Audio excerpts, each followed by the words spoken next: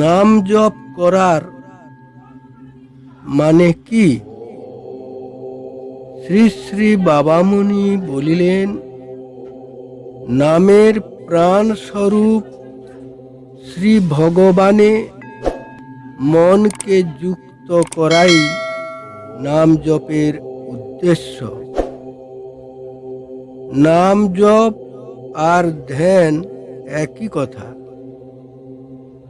একবার জপের সঙ্গে সঙ্গে একবার করে ঈশ্বর মনন হচ্ছে। জপের পূর্ণাভিনিষ্ট অবস্থায় এই মনন অবিচ্ছেদ, তাকেই বলা হয় ধ্যান। জপ যেন ফোঁটা ফোঁটা বৃষ্টি, ধ্যান যেন মুষলধারা বৃষ্টি। জিনিস একই, তফাৎ শুধু গভীরতায়। রূপের ধ্যান করতে চাও তো? বেশ তো, আমি কি সাকার উপাসনার নিন্দা কখনো করেছি? আমাকে ধ্যান করার প্রয়োজন কি? নামেরও তো রূপ আছে। নামের একটা মূর্তি শব্দময়ী, আর একটা মূর্তি তার রূপময়ী। শব্দময়ী মূর্তির ধ্যান হয়ে নামের ধ্বনিতে প্রাণপণ সংযোগ করে, আর রূপময়ী মূর্তির ধ্যান হয় নামের অক্ষরটির চিন্তা করে। শাব্দিক ধ্যান তোমাকে যেখানে নিয়ে যাবে, রৌপিক ধ্যানেও গতি সেই এক। কোনো দিকে দিকপাত করো না, নামই সব।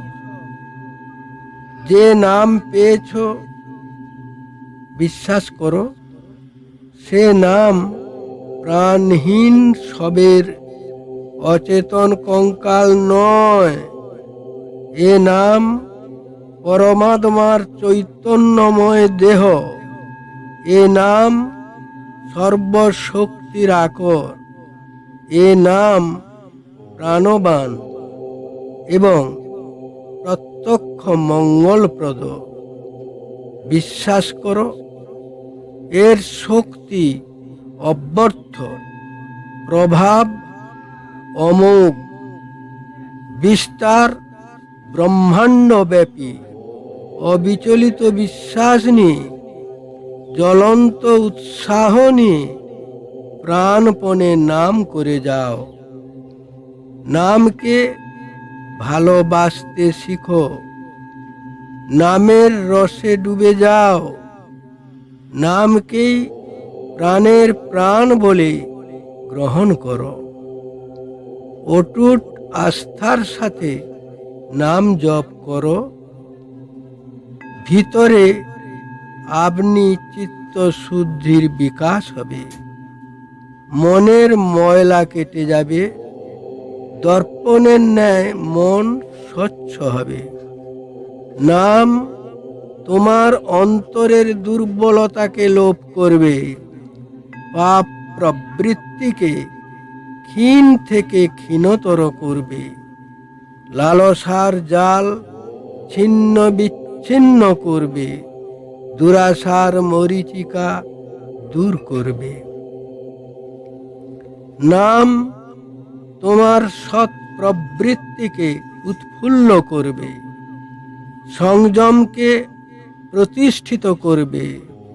বৈরাগ্যকে উজ্জ্বল করবে।